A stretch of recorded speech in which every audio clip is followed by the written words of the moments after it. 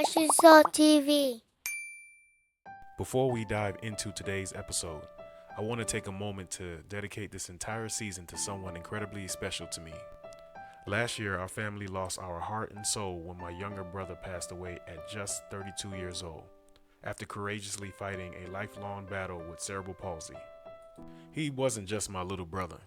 He was our family's light, our source of joy, and the person who taught us what true strength looks like.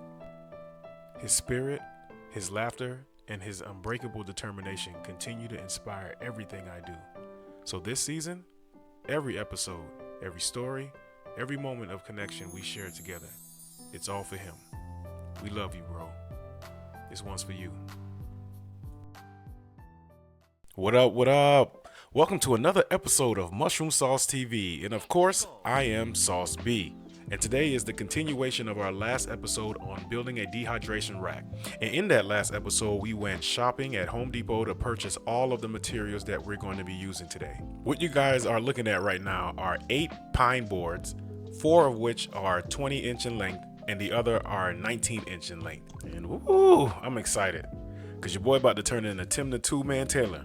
Oh!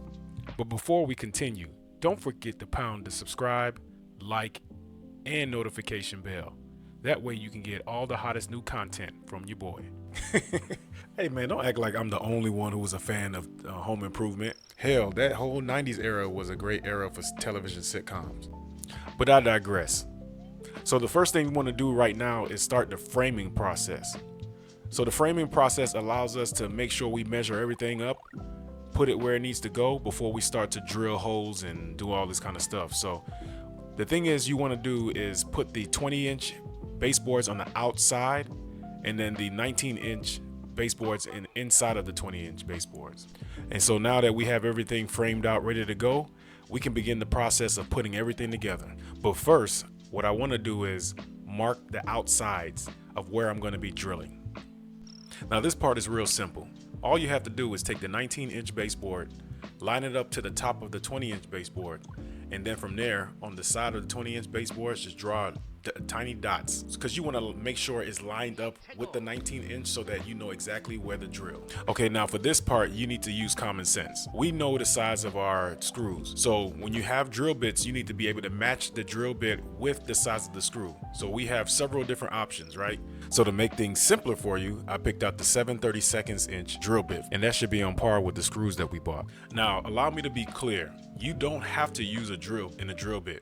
In fact, you can use a Phillips screwdriver to get the job done, but it will be a little harder. But before we do that, let's go ahead and pre-drill the holes into the 20 inch baseboards. Now we do this because if I were to just drill the screws right into the baseboards, it will crack. I know this because I've already tried it and I cracked some of the baseboards. But anyway, what is pre-drilling, you might ask? Well, pre-drilling involves creating a small hole before inserting a screw or nail. You achieve this by drilling the hole halfway through the baseboard, not all the way through. So not only are the benefits of pre-drilling is to prevent the splitting of baseboards, but it also ensures the accurate screw placement. Next is the wood glue. Now guys, wood glue is essential for woodworking.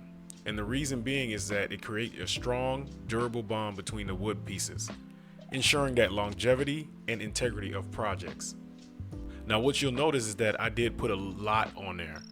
And how you notice that I put a lot on there is that when I placed the wood on top of the other one, you see how the glue is coming out of the seams? Yeah, I put a little bit too much on there. But it didn't hurt anything, so we're good. So as you can see, what I did was I turned it upside down, or rather on its back, only because I'm using gravity to put pressure onto the 20 inch wood onto the 19 inch wood and just kind of place it and try to balance it, and look at it. I got it to stay until it dries, and voila, I get everything to dry. Everything is all good and we're ready to move on to the part that is most important, the drilling. Yeah, we about to get things cracking, literally, and you about to see why in a second. This is the 1 1/4 screw, and remember when I told you earlier in the video that you can use a screwdriver to do it? Yeah, I'm not about to do that. I have a drill at home that I'm gonna use. So now what we're gonna do is go ahead and drill into the holes that we created earlier, and I'm gonna rush through this thing and crack it. Ugh, it's so ugly. I don't like that at all. So what you need to do, learn from my mistake. Take your time on it.